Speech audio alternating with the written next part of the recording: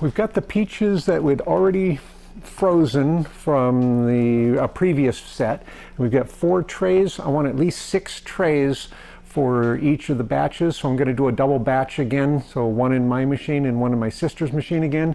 So we need at least 2 more trays of the thinner sliced peaches. So we'll get these out and get them into Ziplocs, and we'll just take out one or two trays at a time. Yep. Peaches, as I mentioned before, these sugary things, they don't really freeze all that solid at regular home freezer temperatures, so they're still a little bit flexible. So I want to work quickly and don't give them a chance to warm up and start thawing. And we'll get them right back into the freezer. We'll weigh them and try to get similar amounts for the 2 freeze dryers.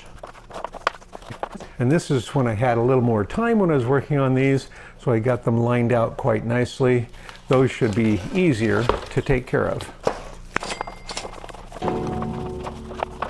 The ones that aren't piled up, the ones that are loose like that, those are very fast. You don't get as many on a tray though. So that was only 4 bags, or 4 trays of the peaches, so we can check to see how much that weighs, and then we can check the other bag and see how it compares. So this is about 2,200 grams for that bag, minus the bag of course. And we'll check the other bag real quick and find out how much more we need to get a similar amount. Okay, that's going to be a little off. It's kind of touching the bench a little bit, but about 3,200. So we need at least another 1,000 grams. And that should be about 2 more trays then. So that should work out pretty well. So we'll get 2 more trays taken care of. And as soon as those are pre-frozen, we'll be ready to get them in the freeze dryer. So they're about 1,000 grams apart right now. So that means that 2 more trays should come pretty close to equaling what that first set was. So we'll get 2 more trays done of the thin ones, or maybe a little more, and then we'll be ready to put them in the freeze dryer as soon as those have had a chance to pre-freeze. And we'll do all the rest of the peaches we have, because the rest of them can end up for peach cobbler, peach pie, peach snacking, whatever we end up using them for, or freeze drying if we don't use them for anything else. 3,200 grams. Okay, this will go in the freezer, and I'll check the other bag. We'll call it 2,100, 32. So 2 of them at 32, 1 at 21. So it's about 8,500 grams, a little over 18 and a half pounds. So we'll use about half of that in each of the 2 freeze dryer loads. One last peach video. So I hope you're not sick of peach videos, but this is our last peach video of this year probably. So I'm doing a double batch of peaches again. I'm doing 1 batch in my sister's machine and 1 batch in our machine. So I've got both machines running already. I started hers, I don't know, 15 minutes or so before I came over and started mine. I'm gonna get the trays loaded here and take them over to her machine first, and then come back, get trays loaded and into my machine. Because I know approximately how much peaches I have left, I'm going to split them into 2 batches. I've got just over 18 pounds left, so I'm going to put 9 pounds in each batch, which equates to about 2¼ pounds on each of the 4 trays for each machine. So I've already got that little post-it note on my weights to know approximately how much I need for each tray, including all the tare weights and everything. So let's get them on the trays and into the machines. With peaches, I am going to wear a glove because they do tend to get a little bit sticky. And I'll have paper towel to wipe that off as we go. For my sister's batch, this is batch 88 in her machine. Got towels laid down to help insulate the pans from the work surface and the bag of peaches from the work surface. And then I've got my parchment papers ready to put in. And these are a set of my sister's trays. I did write down the tare weight for this set of trays the last time we used them with the paper on them. So the tare weight with the paper, so they're ready to go. Now I need to get this to about 1,680 grams because I need 1,020 grams to get the 2¼ pounds. So we'll load up each tray and then we can weigh them as we go. So, and they'll be a little bit heavy on the pans, a little bit full, and that's fine. The important thing is that they'll be very similar on both machines and on all the trays, so we can get kind of a comparison. So I'm just going to put a bunch on there first, and then we'll weigh them and then level them out when we get about the right amount. So we're after 1680, a couple hundred more. Boy, is that really what I'm putting on there? It's a lot. So did I mess this up? Because that's what it's showing. 1680, that'd be 1,020 grams plus the tray. Okay, so that is my plan on how much to put on to get 2 1/4 pounds. So 9 pounds in the whole batch, 2 1/4 pounds on a tray. Wow, that is a lot thicker than I was expecting. It will fit. I'm going to go with that. Now, double check this and write down the weight. Should be 1680 right on the button. And we'll add a thermometer in there. This is going to be a nice full batch again. Haven't done real full batches in a while. Okay, and this one is almost the same, 1679. And now we know that it needs to be loaded real full. And when you load them this full, of course, they will take longer to dry. And I really don't mind. And this batch should take longer anyway because we're experimenting with turning the temperature down to just 110 for the whole drying cycle. But boy, these peaches look beautiful. 1679 minimum on this one, just a few more. So that's slightly above, and don't mind slightly above, I just don't want to be low at any point. 1683. And I know I've mentioned a few times, but thermometers are not required for freeze drying, and I consider them one of my most important tools for freeze drying right after the scale. Tray 3. Whoa. And that's why we wash the table after every batch or before we start each batch. 1685. And the final tray. We'll start with what's left in this bag. So I started my sister's machine about an hour and 10 minutes ago. It says that it's down to 26 degrees. That's still warm in our way of thinking. We don't like to put things in there that are frozen until the machine is at least as cold as the frozen food. The frozen food was coming out of a freezer that was about somewhere between 0 and 5 degrees. I don't really like putting it in there until this is down to there and still dropping. But I do know that the barrel temperature is way colder than that. It's negative 40 or something. And this is dropping quickly. So it's probably fine. We're going to go ahead and load them because otherwise we'd have to do something else with them and they'll warm up. So we'll get them in there real quick.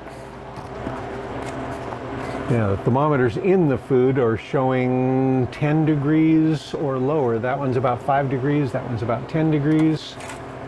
This one's about 7 or 8 degrees.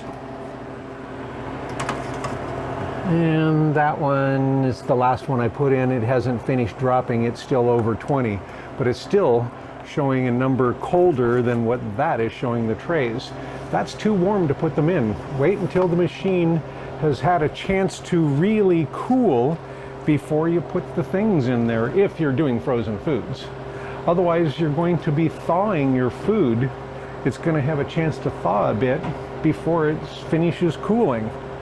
Anyway, that's the way we do it. We wait until it's cold before we put frozen food into it. Now, we'll check my machine, see if it's ready to have its trays loaded and load that one. So we'll come back in about 2 days for this one. You don't press continue yet, do you? Because I didn't wait until it was as cold as we usually do. It was still above 20. Had to check to find out how we're supposed to start this because this is different than mine. Mine's a little bit more manual. So now I've got the food in there, we'll press continue. I wasn't sure if we waited until it got all the way cold, because I put it in way warmer than we usually don't put it in until it's down to 20 degrees or lower to make sure that it's cold before we put the stuff in there. Anyway, now we'll see you in about 2 days. All right, now the set of peaches with my trays. And my trays are considerably heavier than my sister's, so we need almost 100 grams more per tray because my trays weigh 100 grams more almost.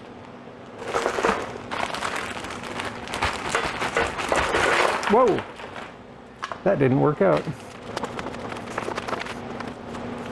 Okay, well, let's start with that. 1774 is what we need on this one. Oh, 1775. I meant to do that.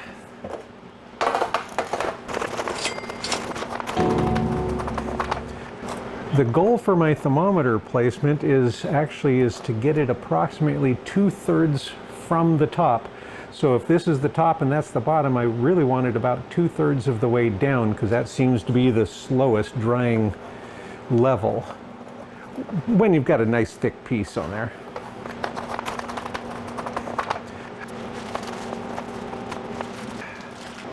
The peaches that we did this way, I'm real happy with. I like the color and the size. They're coming out really nicely. So my machine says that it's been running for about an hour, 20 minutes, and the shelf temperature is about -5. The thermometer on the barrel that's on the side touching the barrel says about almost -40 now. So it's still cooling quite nicely.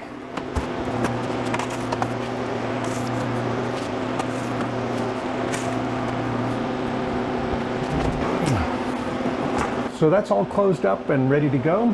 The thermometers in the food are showing somewhere between 0 and 10 degrees.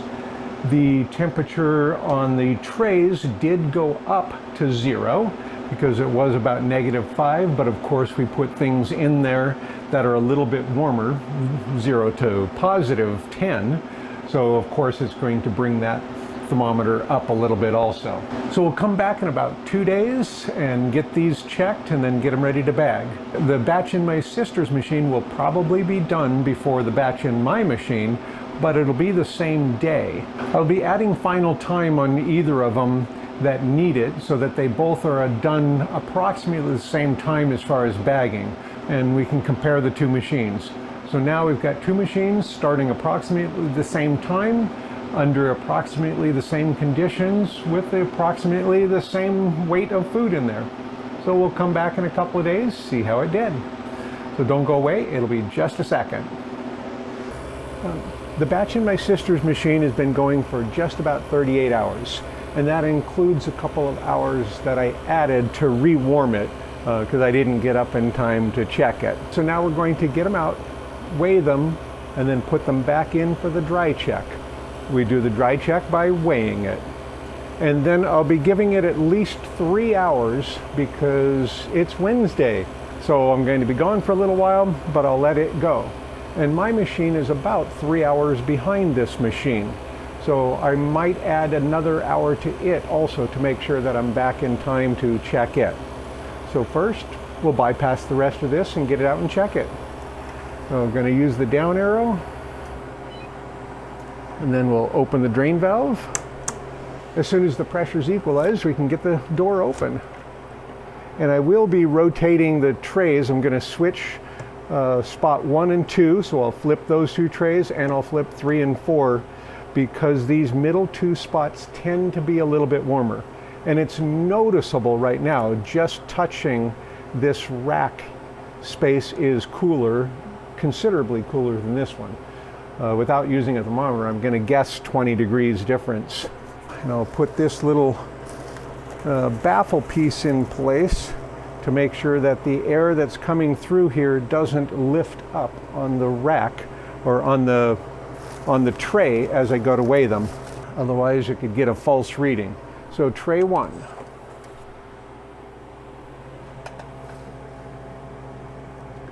That's 849 now. My sister just doesn't have quite as much space as I have. Well, because I have the rolling cart that I use for weighing on. 843. Let's put this one up on top. And this one down a spot. 843. Tray 3. See, 844.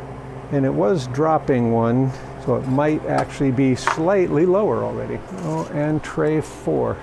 And that tray looks different, and it definitely feels cold. I wouldn't be surprised if this one still has moisture to come out of it. Okay, 837. Interesting how different that tray looks in comparison. Could be just a different set of peaches, or just because of the location. Close back up, close the drain valve. The drain valve closed. We can restart this. Going to add more dry time, and I did close the drain valve. Good thing it reminds me. Continue, and I'm going to bump that up to 3 hours. 3 hours should be enough to check it. I'm going to go 4 hours just in case.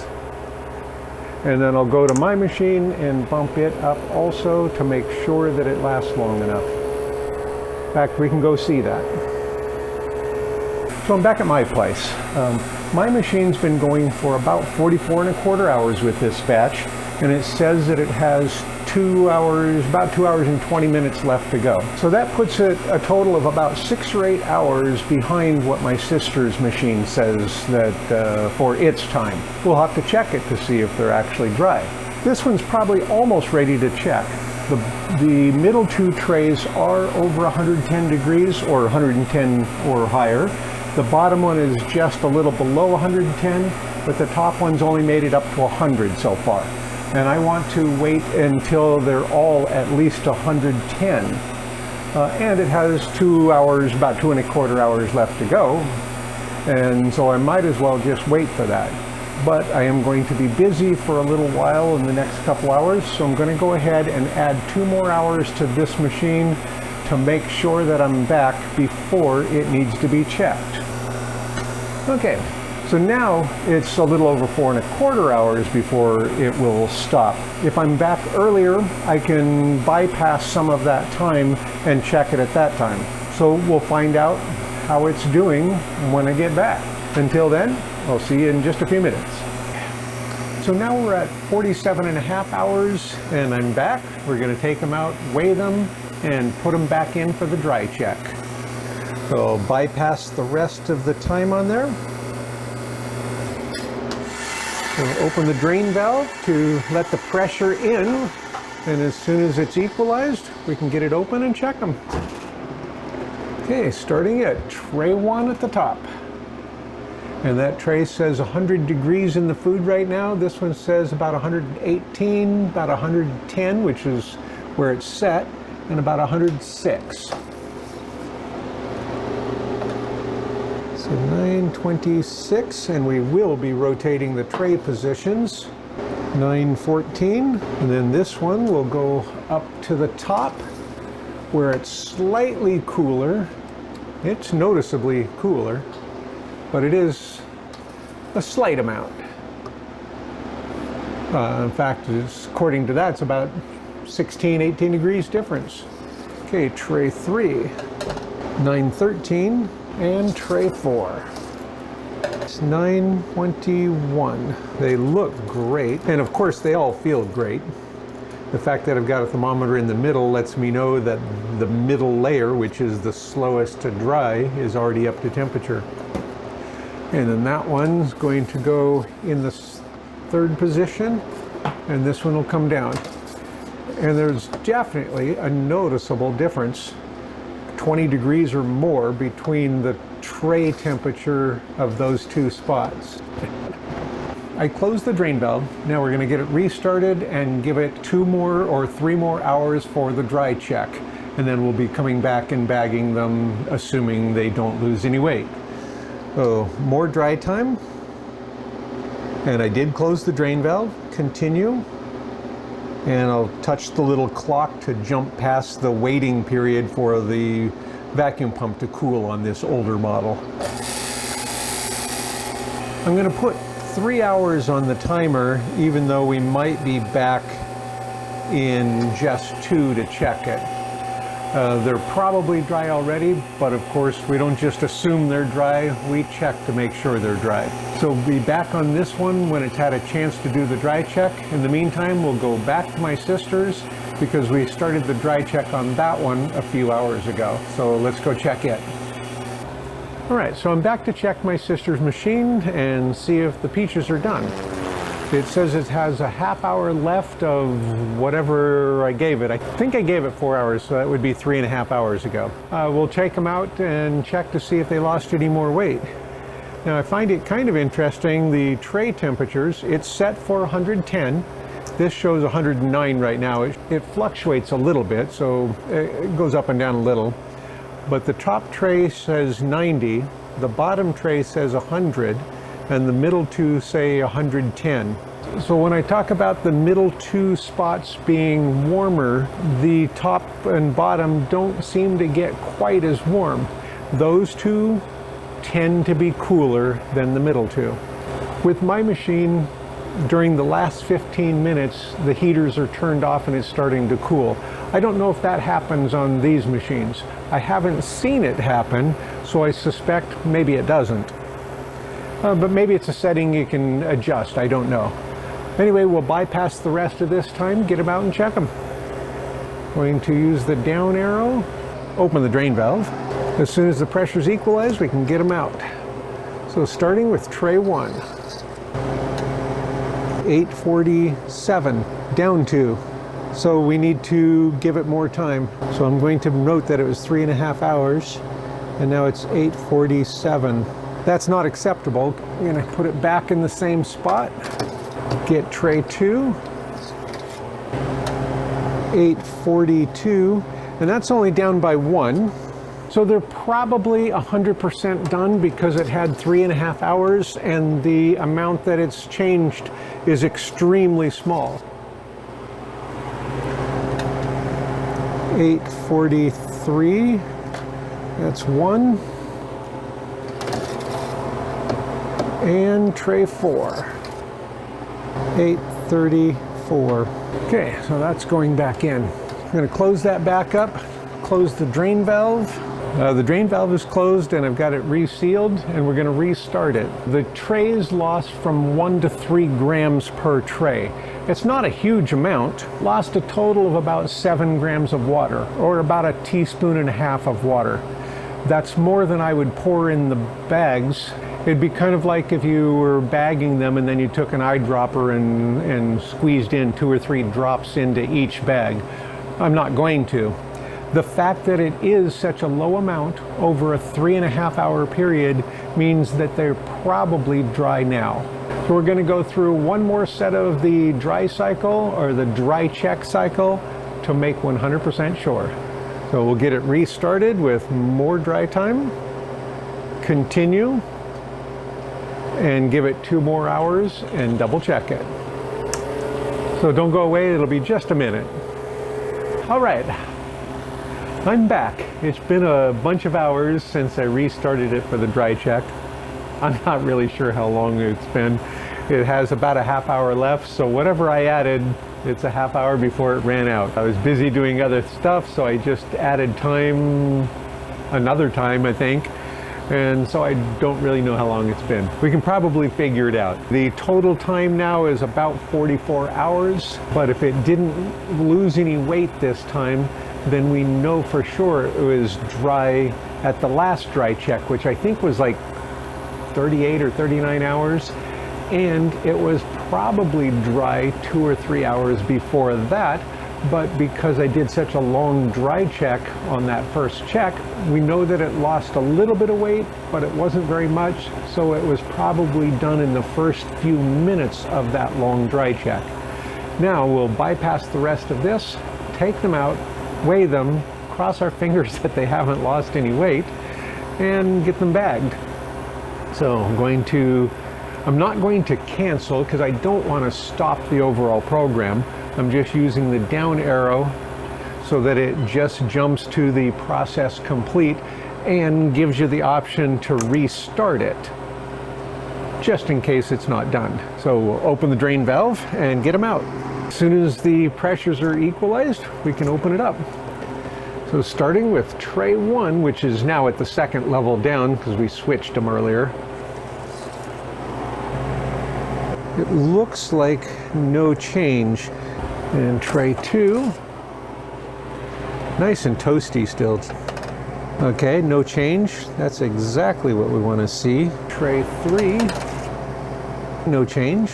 And tray 4. And no change. Now we can stop the machine with no defrost, make it much quieter in here, and we can get the defrost piece into her machine and I made a nicer one for hers than I have on mine. And I'm not going to turn the fan on until we're finished bagging so we don't have to listen to it. And the cold air would be more moist, and I don't want it to come out into the room either. Okay, so that will be ready for defrosting, and the baffle just helps guide the air in the top, and then it swirls around and comes back.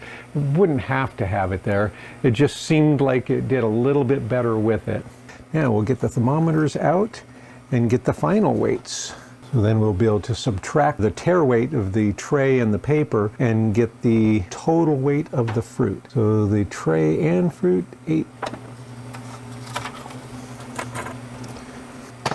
Now we subtract all the tare weights and we'll know how much fruit is there, and then we can get it bagged.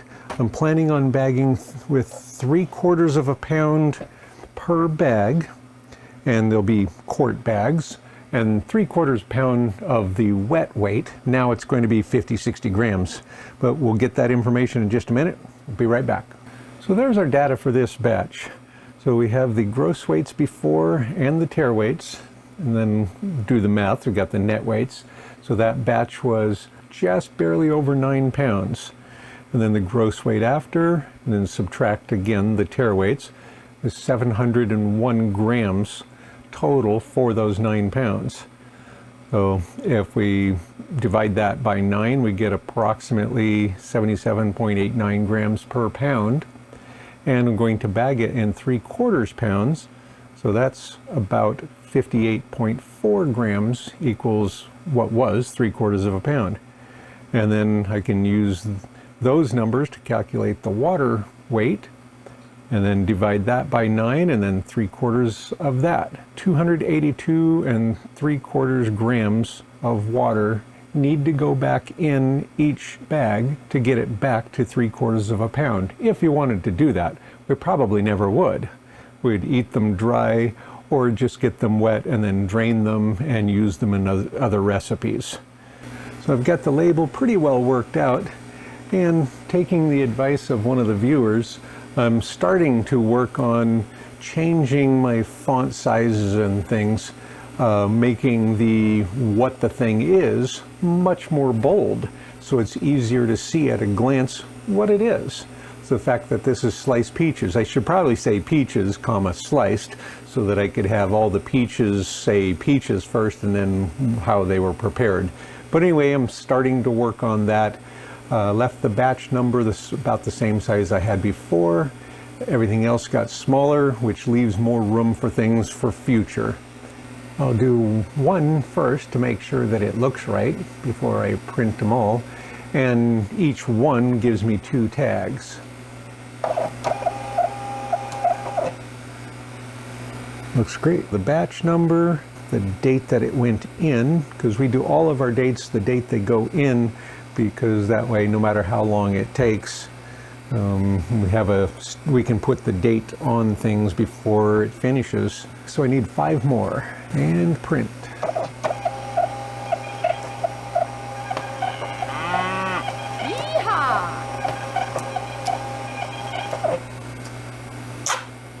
Okay, I'll cut these in half and they'll be ready to put on the bags. I forgot to mention the data. I was gathering the data, and on my machine, after it stops, the amount of time from the last batch stays on screen. So it's easy to gather the data that way. This one was approximately, I'm going to estimate that it was about 38 hours of total freeze dryer time for that batch. The power usage on this batch was 29.8 kilowatt hours. As with all freeze-dried food, it's hygroscopic. It wants water back in. So it's important to have things set and ready to bag, and try to bag it quickly. And if I can't bag them real quickly, I try to dump everything into the heavy 2-gallon Zipper bags until I can bag them. But even those, I wouldn't count on those for anything more than just a few hours. So on the bags, I have the batch number written in felt pen in case these labels fail ultimately, because I know people are concerned, and so am I, that these thermal labels won't hold up long term. But I do have hundreds of 15 and 20-year-old ones that looked great. And these labels look so much nicer with the bigger names on them. So I need 58.4 grams per bag, and these are heavier than the previous batches, which would suggest that there's more solids in these peaches. So I don't know if that means they were more ripe or less ripe, or just a different variety of peach. In fact, I'm pretty sure these are a different variety of peach. Yeah, because the earlier batch was one variety, and then we got a new set when they became ripe, and so these are a different variety. I forgot completely about that. And that's why you can't tell when people ask, well, how long does a batch take to do? Well, I don't know. I don't know the variables you have. I've done at least 5 batches now of peaches this year, and this batch is considerably different weight and different time for drying than the other batch was, but it is a different peach or variety. Okay, so I need 58.4. I'm just going to scoop that up, give it a little shake, whoop, and that's why we make sure we wash the table before we start projects. I'll kind of shake them down too. Now I need to get to 58.4, which isn't that much more really. Okay. And when I get close, I like to just put one on the side of the scale instead of in the bag, because in case I need to adjust it, I don't have to fish it back out. Okay, and that's only 0.6 of a gram higher, and we're going to be plus and minus a little bit on these, so we're going to use that. Okay. This is definitely working better, because the scoop, when it was narrower, I was having a tough time with some of these bigger slices of peaches sliding down that space. This is definitely working better. Oh, that's really close. That's close enough. And I've been happy with this scale overall. It's done really well. It's got tenths of grams. The problem with it is it does drift. So if you slowly add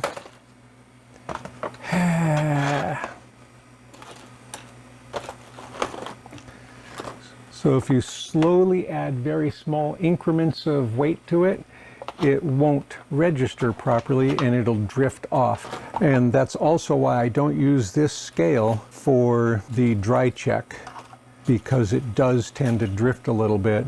And because of the sensitivity, any fan blowing will change it by a gram or two sometimes. All right, those are our snacks. You should try these. They're really, really yummy. As usual, I'm using 300cc oxygen absorbers in them. And this bag has 7 left in it, so I'll use those first. There's the little sensor, oxygen sensor. And you can see how fast it turns to a dark color, saying that it's been exposed to oxygen. I'm going to tuck them down the sides and then move them over as I do that, so that I don't lose my place and forget one. And that'll leave 5 left for the next set of oxygen absorbers. Next, we'll close them up by pulling on the 2 ends, and then we can seal across the middle. And I had to bring in the big guns to pull the ends for me. The zipper is not a substitute for heat sealing, but it does slow down the air getting in a little bit, and it makes this area really nice for the next operation of sealing.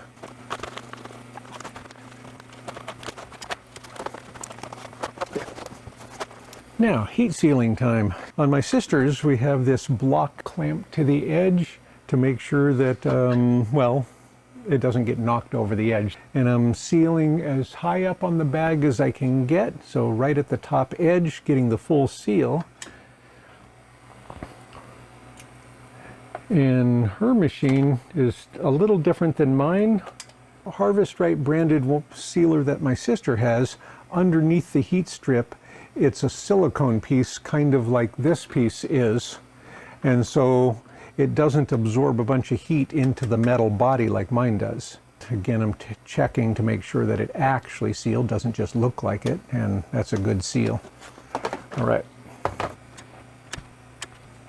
If you're doing a whole bunch of bags in rapid order, you might find that you need to turn the heat sealer down a little bit after a first few because it gets very hot, or just hold it for a few more seconds while it cools after the sealing's done. So as we always do for our final thing before we put them on the shelves for storage, is we write the gross weight on each bag. So this bag weighs 84 grams as it's sitting right now. And I'll put that on the bag, writing that down at the corner, so that way if I did a poor job of sealing it, or if it gets a puncture in, it will start getting moisture into that bag, and we'll be able to tell by that weight. 83 grams, and they should all be pretty close together. If we've bagged them the way we did them, weighing them so that they're almost the same on each bag, if we find a bag at this point that's markedly different, then we'll know we probably did something wrong with that bag, like forgetting the oxygen absorber. It gives us a second check, a last chance to see or tell what's in that bag by weight right now. That set is ready for the storage racks now, or for snacking, and that was my sister's machine's 88th batch. We'll go back to my machine. It's about finished, ready for the dry check, and we'll get those bagged. Batch 641 of peaches is almost finished in my machine. It's down to the last 5 minutes, which means it's already been cooling for 10 minutes. Turns out that's the one thing bad about having two machines running at the same time that are not right next to each other, that you have to deal with, and almost at the same time, is that a lot of stuff happens all at once. Anyway, we need to get these out, weigh them, and make sure that they're done also. They've probably been done for a while. I added more additional time so that I could deal with the other machine and some other things that I needed to take care of earlier. So it's probably been done for like 5 hours. It's better to just let it run until you're ready to take care of them. We'll bypass the rest of that time. It's only 4 minutes left. And we'll open the drain valve and get them out.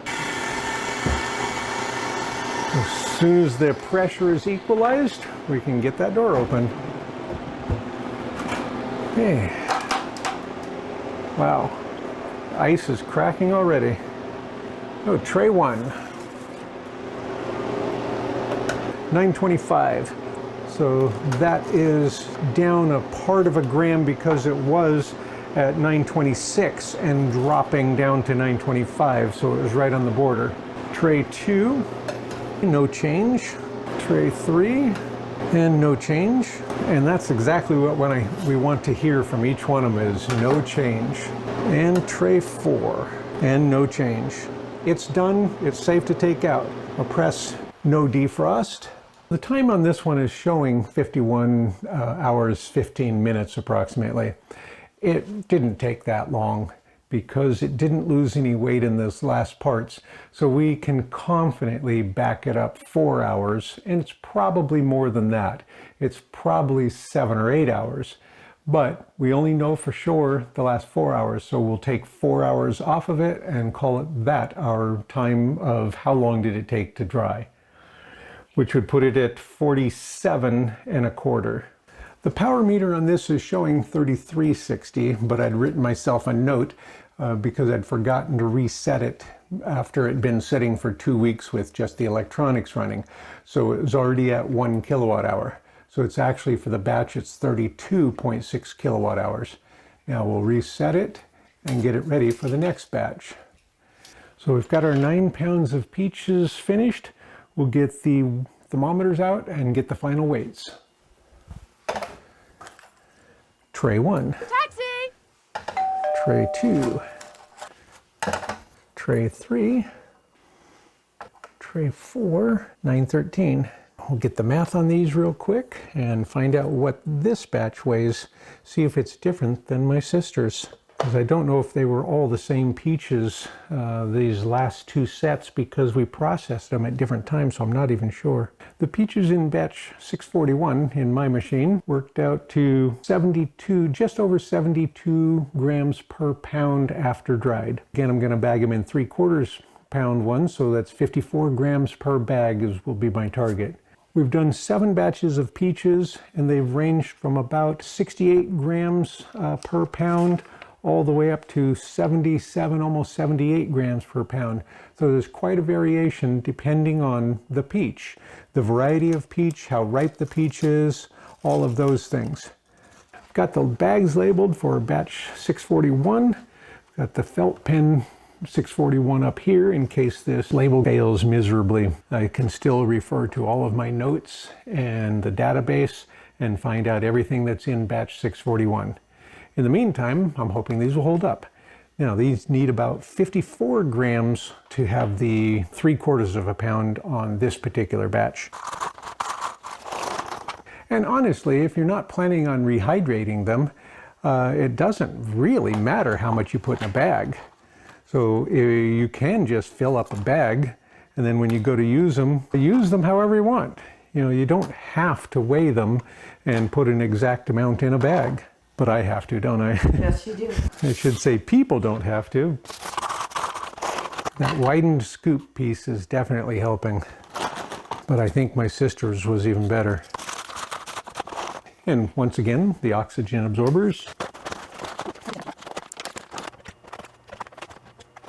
As far as I know, this is the last of the peaches this season. I almost hope so. We've done a lot of peaches this year, and I think I'm done with peaches. We have another few pounds in the freezer still, but we intend to make some other thing with that, like cobbler. So that's all for the peaches. Who knows what'll be next, because I don't have anything lined out right now. Well, I've got a dozen things I'm supposed to have done already. We've got a bunch of number 10 cans of things. We want to get them freeze-dried because it's a lot easier to have a few ounces of freeze-dried in a bag for taking camping or going on a trip than it is a number 10 can of something. We'll see you on the next video. Thanks for watching.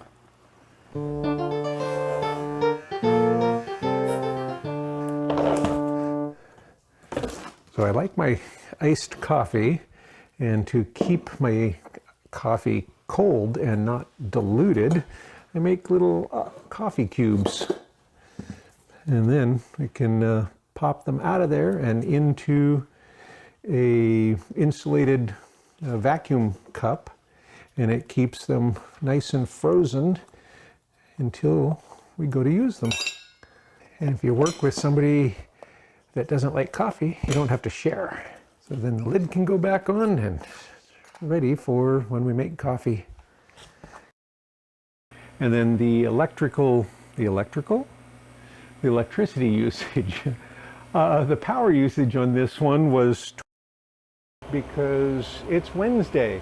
It's take the stitches out day. So I'm going to be gone for a little while. And I could mention, hey, I got the stitches out today.